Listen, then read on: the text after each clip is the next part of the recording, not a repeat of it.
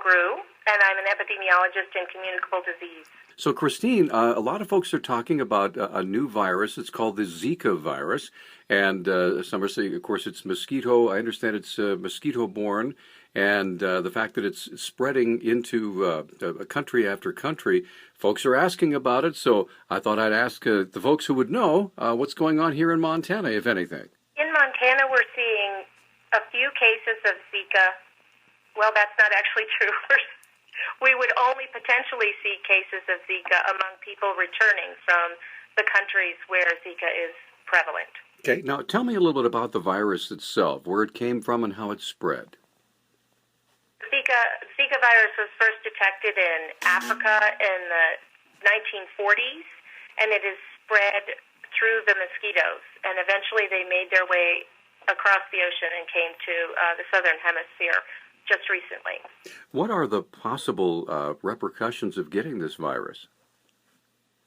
Well, symptoms include having a rash, acute onset fever, arthralgia, which is pain in your joints, and red eyes or conjunctivitis. Okay. Now, what are the? You said the possibility of someone here in Montana, someone would have to bring it with them, right? Yes, they could only get the disease if they were bitten by a mosquito in a country where the mosquitoes carry the virus, and then they would arrive here. Yes. Have we had any reports of that yet here in Montana?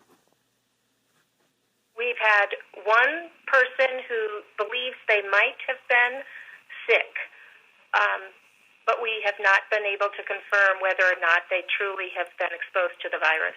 And how would you be able to determine that?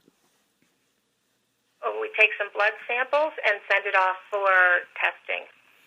All right. Now, is it possible that you could tell me whether this person is in western Montana, eastern Montana, not anything real specific, but just what part of the state they're in? The northwest region. Okay, northwestern Montana. Okay. Now, when a person, once a person has been determined that they have this, what's the treatment?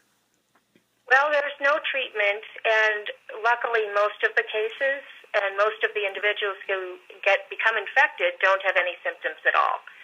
And among those who have been sick, the symptoms have just been what I've said, and there's not really, so far as we know, long-term consequences.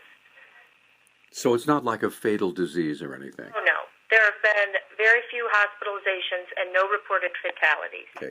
So if someone thinks that they may have the virus or some sort of the symptom could be symptomatic, what did you recommend they do? We recommend that they work through their healthcare provider and get tested for the virus and work through their local health department to figure out where to send the sample.